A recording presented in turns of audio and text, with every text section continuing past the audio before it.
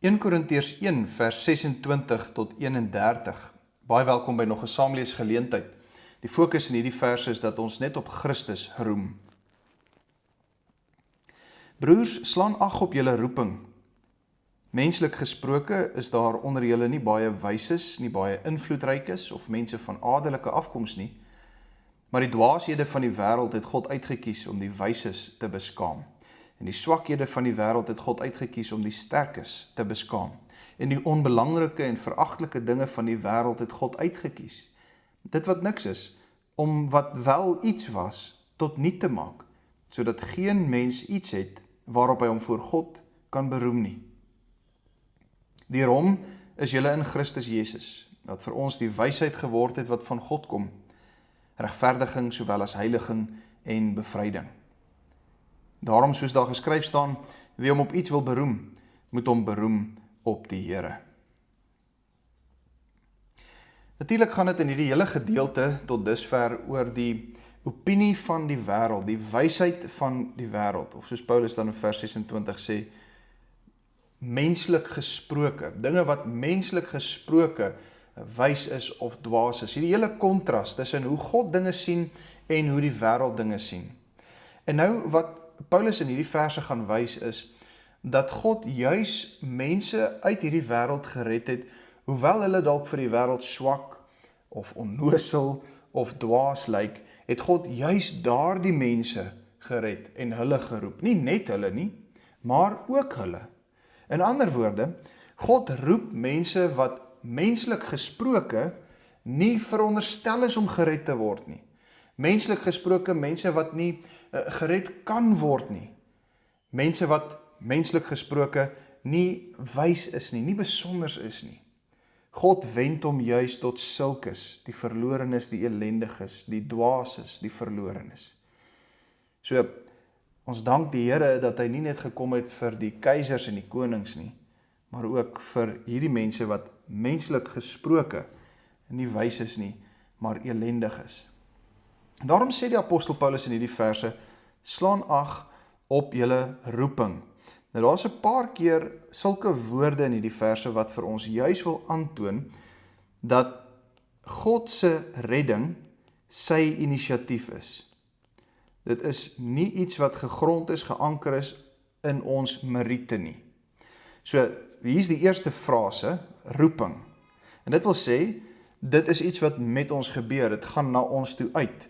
God roep, hy is die aktiewe party hier.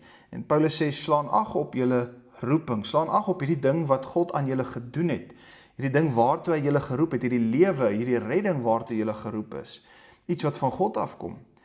Nog frases of woorde wat dui op God se inisiatief, is hierdie woord wat 'n paar keer uitkom, die woord uitgekies. Dat God ons wat in die oë van die wêreld dwaas is en swak is, uitgekies het. Dit kom 'n paar keer voor in hierdie verse, en natuurlik is die gedagte hier, dat God die een is wat die uitkieswerk doen, dat ons nie as eerste partye God uitgekies het nie, maar dat hy dit juis vir ons gedoen het.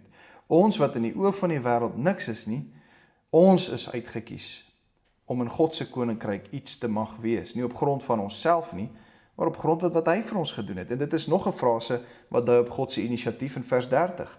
Deur hom. Hoe duidelik word dit nie hier dat God die aktiewe party is nie. Nie ons nie, dis deur hom. En dit is deur hom en sy genade wat ons in Christus Jesus tot hierdie persoonlike verhouding, hierdie redding en vergifnis gebring word. Deur hom. Hy neem inisiatief. En dis wat Paulus in vers 26 en verder in hierdie gedeelte vandag vir ons wil wys. Slaan ag hierop. Slaan ag op God se inisiatief in julle lewe. Slaan ag op die feit dat God mense red nie op grond van menslike wysheid en menslike vermoë nie. Hy sê in vers 26, menslik gesproke is daar onder julle in die gemeente nie baie wyses nie, nie baie invloedryk is nie, nie baie mense wat van adelike afkoms is nie. So daar's mense in die gemeente wat nie voldoen aan hierdie wêreldse status, vermoë of wat ook al nie. Daar is wel sulke mense in die gemeente, maar daar is nie net sulke mense in die gemeente nie. En dis Paulus se hele bedoeling in hierdie verse. En dan verduidelik hy waarom is dit so? Waarom is dit so dat mense wat in die oë van die wêreld swak is en dwaas is, waarom is hulle juis in God se koninkryk? Waarom word hulle juis gered? Vers 27 verduidelik hy. Die dwaashede van die wêreld het God uitgekies om die wyses te beskaam.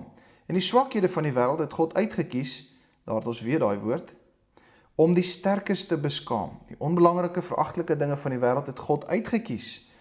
Dit wat niks is, menslik gesproke niks is, of in die oë van die wêreld niks is nie, om wat wel iets was, tot niet te maak. En hier is die rede, uiteindelik, sodat geen mens iets het waarop hy hom voor God kan beroem nie. Waarom het God die mense wat in die oë van die wêreld dwaas is, of dit wat dwaashede in die wêreld is, of mense wat in die oë van die wêreld swak is, veragtelik is, waarom het die Here juis sulke onbelangrike mense geroep en gered? Sodat ons wat gered word, glad nie kan roem op ons wysheid of invloed of adelike afkoms nie. Dis die hele rede hiervoor.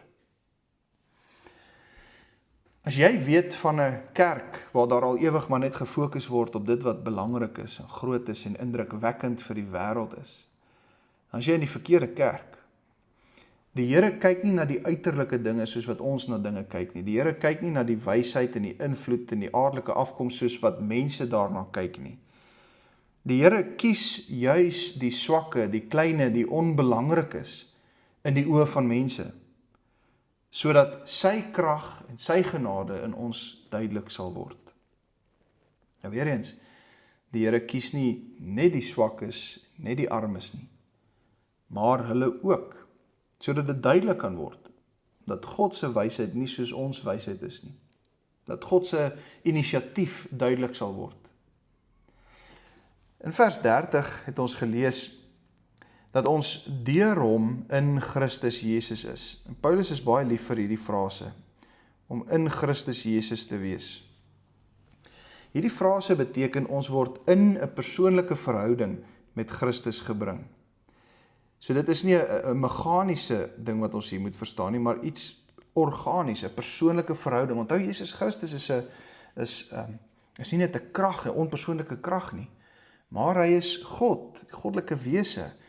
Hy is die tweede persoon in die goddelike drie-eenheid, die Here Jesus Christus, en ons word in Christus gebring, in 'n persoonlike verhouding met hom gebring. En die fokus is hier weer eens op God se inisiatief. Ons kan alleen deur die werk van die Gees, deur die inisiatief van die Vader in hierdie verhouding met Christus, met God gebring word. Dis deur die werking van God wat ons met Christus verbind word. Dis nie ek wat myself in 'n verhouding met Christus bring nie, hy doen dit, dis deur hom. Dis nie uit ons eie invloedrykheid, wysheid of vermoë nie. En nou beskryf Paulus die wysheid van Christus. Ons het al reeds agtergekom in die vorige verse, hoe Paulus sê, Christus is ons wysheid. Ons wysheid is nie meer die wêreldse wysheid nie. Ons het nou 'n nuwe wysheid in ons, deur hom in ons ingebring, ingeplant. Dit is die wysheid van Christus. Christus self is ons wysheid. En hierdie wysheid word beskryf, hierdie wysheid wat van God afkom, word beskryf en verder gedefinieer. Die apostel Paulus sê, hierdie wysheid, Christus is ons regverdiging, sowel as ons heiliging en ons bevryding. Ons regverdiging, want dis alleen deur die Here Jesus Christus wat ons saak met God reggemaak kan word. Dis alleen deur die Here Jesus Christus wat ons vrede kan hê met God. Dis nie deur ons wysheid of invloed of adelike afkoms nie, maar Christus alleen. Hy is ons geregtigheid. En tweedens is dit ook slegs deur Christus wat ons geheilig word. In onsself is ons onheilig en onrein. Ons kan God nie tegemoet gaan nie. Ons kan nie in Christus wees soos ons is nie. Hy moet ons eers heilig, hy moet ons reinig. En derdens ook is Christus ons bevryding. Hy is die een wat ons bevry, wat ons vrymaak, wat ons vergewe. Hy verlos ons van die oorheersing van die sonde. Vergewe ons, spreek ons vry. Dit is baie duidelik wat Paulus vir ons wil sê uit hierdie verse. Christus is ons alles. Sonder Christus is ons steeds gevangenes, onheilig, sonder enige geregtigheid voor God en oorgelaat aan wêreldse wysheid. En daarom, om aan te haal uit Jeremia 9 vers 23, sê Paulus en begrond dit op die Ou Testament, wie hom op enigiets wil beroem. Met ander woorde, as jy wil trots wees op enigiets, wees dan trots of beroem jou op die Here. Beroem jou op Christus, jou wysheid, jou regverdiging, jou heiliging, jou bevryding. Daar lê ons roem. Ons roem lê nie enigsins in my wysheid, my invloed of my aardelike afkoms nie. Nie enigiets wat in die oë van die wêreld as wys of sterk sou lyk nie, of belangrik sou wees nie. Daarin lê ons roem nie. Ons roem is in die Here. Ons beroem ons op die Here Jesus Christus. Alles is te danke aan die Here Jesus. Hy is ons trots, hy is ons roem. Ons bid vir nederigheid, Vader, om werklik te kan roem op ons Here Jesus Christus. Dankie dat U nie net gekom het vir die invloedrykes van hierdie wêreld nie, maar ook vir ons wat in die oë van die wêreld swak en dom en lelik is. Amen.